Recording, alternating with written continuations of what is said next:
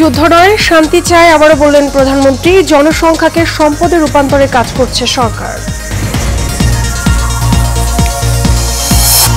ঢাকায় ব্যস্ত সময় পার করছেন মার্কিন সহকারী পররাষ্ট্রমন্ত্রী। জলবায়ু মোকাবেলায় একসাথে কাজ করার প্রত্যয়। এবং নো হেলমেট নো তেল আজ থেকে কার্যকর, জানালেন সড়ক পরিবহন ও সেতুমন্ত্রী। রাজধানীতে অটোরিকশা চলাচলে নিষেধাজ্ঞা।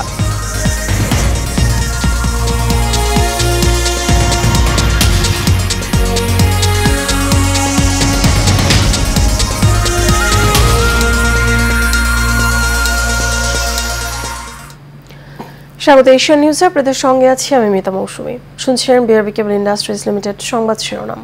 এবারে চলে যাব বিস্তারিত সংবাদে। জনসংখ্যাকে জনসম্পদে রূপান্তরে সরকার কাজ করে যাচ্ছে বলে জানিয়েছেন প্রধানমন্ত্রী শেখ হাসিনা। তবে সেক্ষেত্রে প্রয়োজনীয় অর্থ সংস্থান জরুরি বলে জানান তিনি। রাজধানীর একটি হোটেলে সাস্টেইনেবল ডেভেলপমেন্ট শীর্ষক আন্তর্জাতিক সম্মেলনে এসব কথা বলেন তিনি। এ সময় সরকার প্রধান বলেন, আওয়ামী লীগ সরকার কমিউনিটি ক্লিনিক চালু করেছিল, সেটি বন্ধ করে দিয়েছিল বিএনপি। তবে আবারও জনগণের স্বাস্থ্য সেবা তাদের গোড়ায় পৌঁছে দিতে কাজ করছে সরকার। কাস্টমার রিপোর্টে থাকছে বিস্তারিত।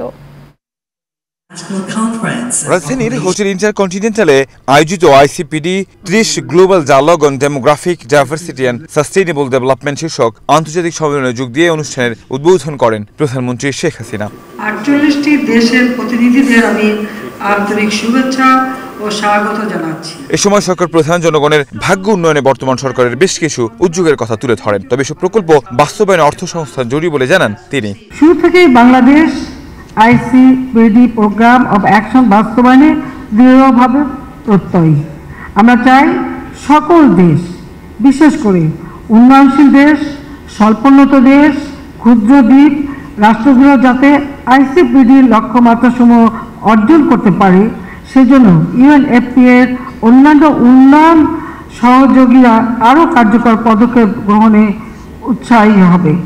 জলবায়ু পরিবর্তনের ক্ষতিকর প্রভাবে জনস্বাস্থ্য সহ অন্যান্য স্বাস্থ্য ঝুঁকি থেকে বিশ্বের সকল মানুষের, বিশেষ করে মা, শিশু ও বয়স্ক জনগোষ্ঠীর নিরাপত্তা নিশ্চিতকরণে বৈশ্বিক সহযোগিতা আরও জোরদার করতে বিশেষভাবে দৃষ্টি দেওয়া প্রয়োজন বলে আমি মনে করি। এই অনুষ্ঠানেও প্রধানমন্ত্রী ফিলিস্তিনি নারী ও শিশুদের উপর চালানো আগ্রাসনের বিরোধিতা করে সবার সহায়তা কামনা করেন। একই সাথে বাংলাদেশের নারী শিশুদের নিয়ে বিভিন্ন উদ্যোগের কথা তুলে ধরেন। ইসরায়েলের গণহত্যা ও আগ্রাসনের ফলে নিপীড়িত ফিলিস্তিনি জনগণের কথা, বিশেষ করে বিপুল সংখ্যক নারী ও শিশু ফিলিস্তিনে আজ প্রয়োজনীয় চিকিৎসা ও স্বাস্থ্য সেবা থেকে বঞ্চিত। প্রতিনিয়ত জীবন মৃত্যুর সঙ্গে তারা লড়াই করছে। আমি আশা করি জাতিসংঘ সহ অন্যান্য আন্তর্জাতিক সংস্থা সেখানে সকলের জন্য, বিশেষ করে নারী ও শিশুর জন্য প্রয়োজনীয় স্বাস্থ্য সেবা নিশ্চিত করতে আরও কার্যকর ভূমিকা পালন করবে। আমরা যুদ্ধ চাই না, শান্তি চাই। কাজে এই সমস্ত সংঘাত বন্ধ হোক, সেটাই আমরা কামনা করি। দেশের প্রত্যন্ত অঞ্চলে স্বাস্থ্যসেবা পৌঁছে দেওয়ার লক্ষ্যে বর্তমানে সারা দেশে 14,500-এরও বেশি কমিউনিটি ক্লিনিক চালু আছে বলে জানান প্রধানমন্ত্রী। আমরা ইতিমধ্যে 2021 সালের মধ্যে জাতিসংঘের স্বল্পোন্নত দেশ থেকে উত্তরণের যোগ্যতা অর্জন করেছি। কাউসার আহমেদ, এশিয়ান টেলিভিশন, ঢাকা। বাংলাদেশের সঙ্গে আগামী দিনের সম্পর্ক আরও শক্তিশালী করার কথা জানিয়েছেন যুক্তরাষ্ট্রের দক্ষিণ এবং মধ্য এশিয়া বিষয়ক সহকারী পররাষ্ট্রমন্ত্রী ডোনাল্ড লু। দুপুরে সচিবালয়ে পরিবেশ, বন এবং জলবায়ু বিষয়ক মন্ত্রী সাব্বির হোসেন চৌধুরীর সঙ্গে বৈঠকে তিনি এমন প্রত্যাশা জানিয়েছেন। বৈঠক শেষে পরিবেশ মন্ত্রী জানান, সামনের দিকে দুদেশের সম্পর্ককে কিভাবে আরও সুদৃঢ় করা যায় সেটা নিয়ে বৈঠকে আলোচনা হয়েছে। এইচএমইতে রিপোর্ট। 3 দিনের সফরে ঢাকায় অবস্থান করছেন যুক্তরাষ্ট্রের দক্ষিণ ও মধ্য এশিয়া বিষয়ক সহকারী পররাষ্ট্রমন্ত্রী ডোনাল্ড লু। বুধবার দুপুরে সচিবালয়ে পরিবেশ, বন ও জলবায়ু পরিবর্তন মন্ত্রণালয়ে ডোনাল্ড লুর নেতৃত্বে একটি প্রতিনিধি দলের সঙ্গে বৈঠক করেন। বৈঠক শেষে ডোনাল্ড লু সাংবাদিকদের জানান, বাংলাদেশের সাথে জলবায়ু পরিবর্তনের বিষয়ে এবং পরিবেশ রক্ষার বিভিন্ন খাতে এক হয়ে কাজ করবে যুক্তরাষ্ট্র। We're excited about the cooperation we're doing in the space of climate change. We're doing much more. এদিকে পরিবেশ মন্ত্রী জানান, জলবায়ু ফান্ড নিয়ে কাজ করা সংস্থাগুলো থেকে সহায়তা পাওয়ার বিষয়ে বৈঠকে আলোচনা হয়েছে। জলবায়ু পরিবর্তন হচ্ছে আমরা যেটা বলি একটা ক্রস কাটিং ইস্যু। দেখেন জলবায়ু পরিবর্তনের সাথে কৃষি সম্পৃক্ত, আমাদের পানি সম্পদ সম্পৃক্ত, আমাদের অবকাঠামো সম্পৃক্ত, সবকিছুই সম্পৃক্ত। সুতরাং এটা একটা ক্রস কাটিং এরিয়া। আমার মনে হয় না এখানে আনুষ্ঠানিক কোনো চুক্তির প্রয়োজন আছে। আমরা আমাদের যে চাহিদা আছে, আমাদের যে অগ্রাধিকারগুলো আছে, সেগুলোর আলোকে এটা আমরা সাজাবো। সামনের দিনে দুদেশের সম্পর্ককে আরো সুদৃঢ় করার বিষয়ে আলোচনা হয়েছে বলেও জানান পরিবেশ মন্ত্রী। বর্তমানে আমাদের যে সম্পর্ক আছে, সেই সম্পর্কটাকে আরো সামনের দিকে এগিয়ে নিয়ে যাওয়া, এটাকে আরো গভীর করা। এইচএ মিতু, এশিয়ান টেলিভিশন, ঢাকা। শুধু রাজধানী ঢাকা নয়, দেশের সব জায়গায় হেলমেট ছাড়া ইজি বাইকে তেল না দিতে নির্দেশ দিয়েছে সড়ক পরিবহন ও সেতুমন্ত্রী ওবায়দুল কাদের। বনানী বিআরটিএ ভবনে সড়ক পরিবহন উপদেষ্টা সভায় নির্দেশনা দেন তিনি। এ সময় দুর্ঘটনা ঠেকাতে সড়কে ব্যাটারি চালিত রিকশা আজকে থেকে অপসারণ করার নির্দেশ দেন বিআরটিএ-কে। এছাড়া শিগগিরই সড়কে অযোগ্য বাস চলাচল বন্ধ করা হবে বলেও জানান সড়ক পরিবহন ও সেতুমন্ত্রী। বিস্তারিত নূর মোহাম্মদ ভুঁইয়ার রিপোর্টে। সরকারের ধারাবাহিকতায় উন্নয়নে মহাসড়কে বাংলাদেশ অদম্য অগ্রগতি উন্নয়নের অভিযাত্রায় সড়ক যোগাযোগ ব্যবস্থায় দেশে অভাবনীয় সাফল্য অর্জন করেছে। কিন্তু দুর্ভাগ্যজনক হচ্ছে রাস্তাঘাটে উন্নয়ন হলেও সড়কে থামছে না মৃত্যুর মিছিল। এ নিয়ে ক্ষোভ প্রকাশ করেন খোদ সড়ক পরিবহন ও সেতুমন্ত্রী। একটা হলো যানজট মুক্ত, আর একটা হলো দুর্ঘটনা নিয়ন্ত্রিত। এমতো অবস্থায় রাজধানী বনানী বিআরটিএ ভবনে সড়ক দুর্ঘটনা, ফিটনেসবিহীন গাড়ি বন্ধ সহ বেশ কিছু বিষয় নিয়ে পরিবহন উপদেষ্টাদের সাথে সভা করেন ওবায়দুল কাদের। এ সময় তিনি সড়ক দুর্ঘটনায় ইজি বাইককে দায়ী করে তা ঠেকাতে আজ থেকেই ব্যাটারি চালিত অটোরিকশা অপসারণের নির্দেশ দেন। এটা সারা বাংলাদেশে এভাবে নো হেলমেট নো ফিউল এই নীতি কার্যকরের ব্যবস্থা আমরা যদি নিতে পারি, তাহলে এখানে একটা সুফল আসবে।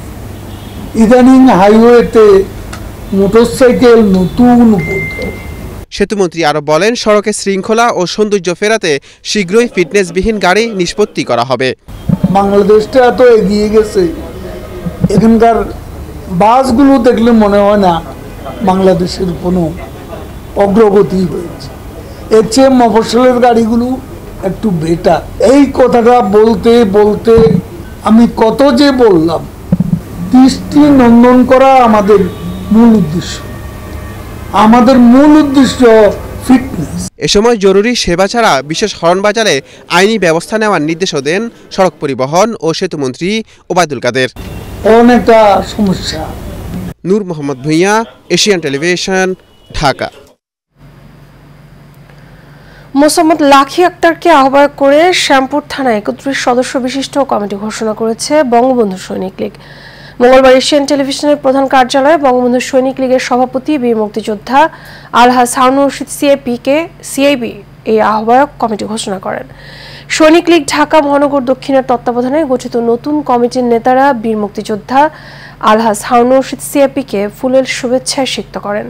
এ সময় শ্যামপুর থানা বঙ্গবন্ধু সৈনিক লীগের আহ্বায়ক কমিটির নেতাকর্মীদের আলহাজ হারুন রশিদ সিআইপি ঐক্যবদ্ধভাবে সংগঠনের গঠনতন্ত্র অনুযায়ী চলার নির্দেশ দেন। একই সাথে আগামী দিনে স্মার্ট এবং উন্নত বাংলাদেশ বিনির্মাণে প্রধানমন্ত্রী শেখ হাসিনার হাতকে শক্তিশালী করতে বঙ্গবন্ধুর আদর্শ বাস্তবায়নেরও আহ্বান জানান। তিনি বলেন, বঙ্গবন্ধু সৈনিক লীগ আরও সুসংগঠিত হয়ে সারা বাংলাদেশে একটি রোল মডেল হিসেবে আবির্ভূত হবে।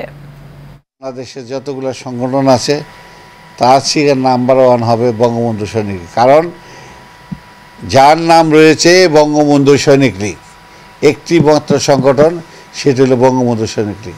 মাননীয় প্রধানমন্ত্রীর খাস অন্তরের বাবার নামে এই সংগঠন। আপনারা যাই করেন, বঙ্গবন্ধু সৈনিক লীগের যেন কোনো দুর্নাম না হয়, কোনো অন্যায় না হয়, কোনো জুলুম না হয়, কোনো চাঁদাবাজি না হয়। আমরা চাই শান্তি। এই বঙ্গবন্ধু সৈনিক লীগ জাতির পিতা শেখ মুজিবুর রহমান দুনিয়াতে যদি না আসতো তাহলে আমরা এই সংগঠন করতে পারতাম না। সে আশাতে আজকে দেশ পেয়েছি, পতাকা পেয়েছি। একমাত্র শেখ মুজিবুর রহমান, তার তুলনা পৃথিবীতে এরকম নেতা আসে নাই। সেই সংগঠন হলো বঙ্গবন্ধু সৈনিক লীগ। আপনারা এটাকে ধরে রাখবেন, এটাকে কিভাবে কাজ করবেন মাননীয় প্রধানমন্ত্রী নির্দেশে আমি চলি, আপনারা চলবেন। রূপায়ণ সিটি উত্তরা রাজধানী বুকে নান্দনিক স্থাপনার এক অনন্য উদাহরণ। আবাসন খাতের নান্দনিক স্থাপনা পরিদর্শন করেন দেশ বরেণ্য ভাস্কর হামিদুজ্জামান খান। রূপায়ণ সিটি পরিবেশকে রক্ষা করে সবুজায়নের মধ্যে আধুনিক বসবাসযোগ্য দৃষ্টিনন্দন ভবন নির্মাণ করায় মুগ্ধতা প্রকাশ করেন তিনি। আনসার ইসলামের ক্যামেরায় রকিব মানিকের রিপোর্ট। রূপায়ণ সিটি উত্তরা আবাসন খাতের এক বিশ্বস্ত নাম। 150 বিঘা জমির উপর নির্মিত হয়েছে রূপায়ণ সিটি। রূপায়ণ সিটি উত্তরার বিভিন্ন দিক পরিদর্শন করেন দেশের খ্যাতিমান ভাস্কর্যবিদ হামিদুজ্জামান খান। পরিদর্শন শেষে তিনি বলেন, আধুনিক নির্মাণ শৈলীর দৃষ্টান্ত হলো রূপায়ণ সিটি। ওপেন স্পেস, কত বড় খোলা জায়গা সেকেন্ড ক্যাপিটালে আছে। এই জন্য আমরা এটাকে অনেক বেশি ফিল করি। আমারও এখানে এসে এই খোলা জায়গা দেখে আমি খুব খুশি যে আমরা এইভাবে সুচিন্তিতভাবে কাজ হচ্ছে বাংলাদেশে। এটা একটা আমার কাছে আমি খুব এক্সপিরিয়েন্স হয়েছি দেশে। প্রতিটি ভবনের আশপাশে খোলামেলা জায়গা, খেলার মাঠ, পার্ক, ওয়াকওয়ে, সুইমিং পুল ও সবুজায়ন প্রাধান্য পাওয়ায় ভূয়সী প্রশংসা করেন তিনি। রূপায়ণ গ্রুপ তো এটা ব্যতিক্রম। এখন যেটা এটা নেওয়া হয়েছে, আমি আশা করব রূপায়ণ গ্রুপ আরও বাংলাদেশে যে আমরা গ্রামে বড় হয়েছি, একটু খালের পরে গেলে মনটা বদলে যেত। সেই ন্যাচারাল জিনিসগুলো যদি রূপায়ণের পক্ষে সম্ভব হয়তো আমি মনে করি যদি এরকম আরও ন্যাচারাল জিনিস ফ্লো করে পানিটা আরও বাড়াইলে আরও ভালো লাগতে পারে। পরে রূপায়ণ সিটি উত্তরার সিইও এম মাহবুবুর রহমানের সঙ্গে বৈঠক করেন খ্যাতিমান এই ভাস্কর্যবিদ। রকিব মানিক, এশিয়ান টেলিভিশন, ঢাকা। এবারে উপজেলা নির্বাচনের খবর।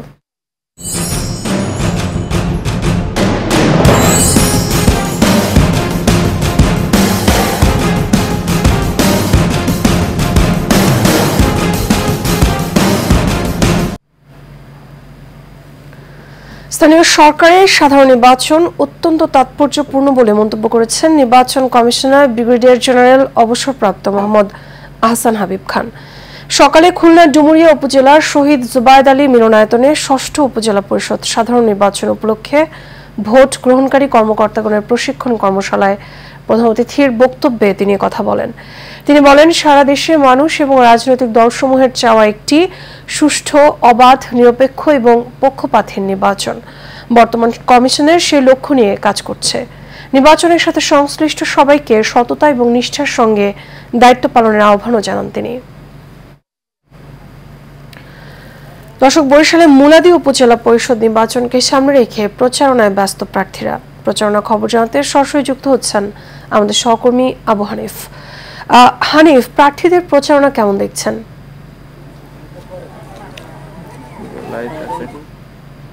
আপনাকে ধন্যবাদ। আমি এই মুহূর্তে রয়েছি মুলাদী উপজেলায়, যেখানে প্রথম ধাপের পরে দ্বিতীয় ধাপের যে উপজেলা নির্বাচন, এই নির্বাচনের যে প্রার্থী যে কয়টি এলাকায় শুরু হয়েছে নির্বাচনী গণসংযোগ এবং নির্বাচনী প্রচার প্রচারণা।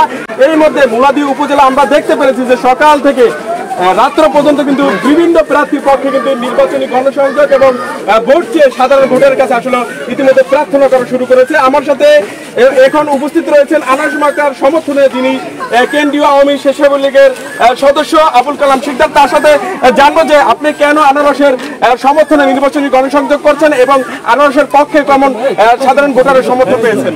ধন্যবাদ এশিয়ান টিভিকে। সবিপুর পথে কোনো মার্কা আছে,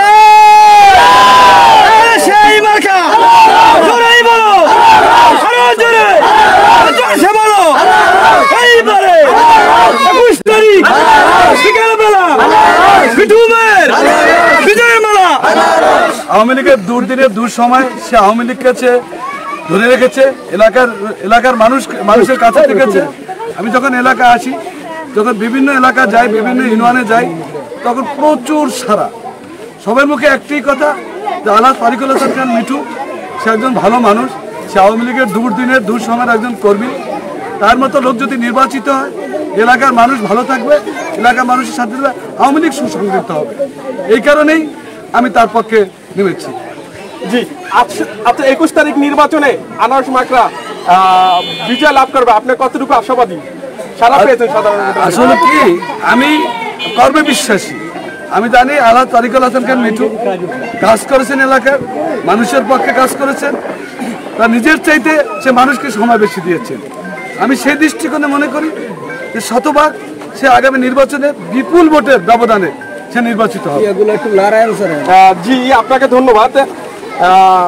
মৌসুমী, আমি যদি এই মুলাদী উপজেলা নির্বাচনের তথ্য আপনাকে যদি সর্বশেষ জানাতে চাই যে আমি আসলে এমন মুহূর্তে উপস্থিত হয়েছি যেটি হলো আজকে কিন্তু আনারস মাকড়ার যে সমর্থনে যে উঠান বৈঠক দিয়েছেন আবুল কালাম শিকদার, কেন্দ্রীয় আওয়ামী লীগের কেন্দ্রীয় আওয়ামী স্বেচ্ছাসেবক লীগের সদস্য যিনি রয়েছেন, তার নেতৃত্বে কিন্তু আজকে একটি উঠান বৈঠক হবে। সেখানে কিন্তু যিনি প্রার্থী রয়েছেন সেই প্রার্থী কিন্তু এই উঠান বৈঠকে যোগদান করবেন এবং পাশাপাশি আরো কেন্দ্রীয় আওয়ামী লীগের নেতৃবৃন্দ এখানে যোগদান করেছেন। আমি একটু ক্যামেরার মাধ্যমে যদি দেখাতে চাই যে আবুল কালাম শিকদারের নেতৃত্বে বিভিন্ন ওয়ার্ড থেকে আগত যে নেতাকর্মীরা।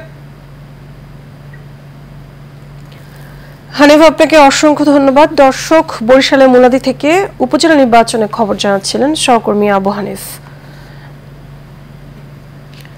এবার সারা বাংলা। কক্সবাজারের উখিয়া রোহিঙ্গা ক্যাম্প সংলগ্ন লাল পাহাড়ে আরশার আস্তানে অভিযান চালিয়েছে র্যাব। এ সময় সেখান থেকে আরশার 2 কমান্ডার সহ বিপুল পরিমাণ অস্ত্র, গ্রেনেড এবং রকেট সেল উদ্ধার করা হয়। ভোরা থেকে অভিযান চালায় র্যাব। র্যাব 15-র অধিনায়ক lieutenant colonel HM Sajjad Hossain এ তথ্য নিশ্চিত করে জানান, বেশ কিছুদিন ধরে ক্যাম্পে রোহিঙ্গা হেড মাঝি সহ কয়েকজনকে গুলি এবং গলা কেটে হত্যার ঘটনা ঘটে। এর প্রেক্ষিতে র্যাব ক্যাম্পে গোয়েন্দা তৎপরতা বৃদ্ধি করে। তার ধারাবাহিকতায় উখিয়ার ক্যাম্প সংলগ্ন লাল পাহাড়ে মিয়ানমারের সন্ত্রাসী সংগঠন আরশার আস্তানার অবস্থান শনাক্ত করা হয়। 10 দফা দাবিতে লালবাগ ডিসি অফিসের সামনে অবস্থান ধর্মঘট পালন করছে বাংলাদেশ হকার্স শ্রমিক ইউনিয়ন। সকাল 11টার দিকে গুলিস্তান থেকে একটি মিছিল লালবাগ ডেপুটি পুলিশ কমিশনারের কার্যালয়ের সামনে আসে। সেখানে অবস্থান ধর্মঘটে বসেছে বিভিন্ন অঞ্চলে হকার্সরা। হকার্স শ্রমিক ইউনিয়নের সভাপতি আব্দুল হাশিম কবিরের এবং সাধারণ সম্পাদক হযরত আলীর নেতৃত্বে অবস্থান ধর্মঘটে কমিউনিস্ট পার্টি সহ বিভিন্ন শ্রমিক ইউনিয়নের নেতৃবৃন্দরা বক্তব্য রাখেন। এ সময় বক্তারা বলেন, তাদের দাবি আদায় না হওয়া পর্যন্ত কর্মসূচি অব্যাহত থাকবে।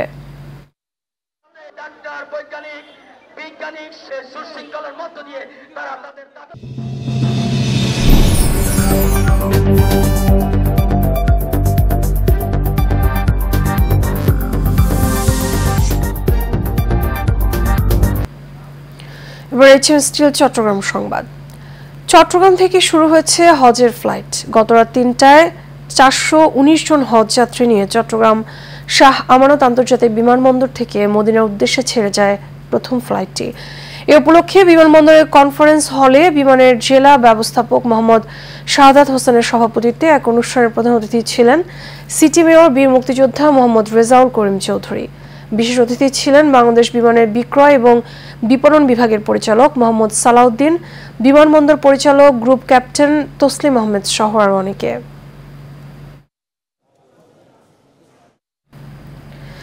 এই সাথে শেষ করবো এশিয়ান নিউজ। তার আগে বিআরবি কেবল ইন্ডাস্ট্রিজ লিমিটেড সংবাদ শিরোনামগুলো জানাবো আরো একবার।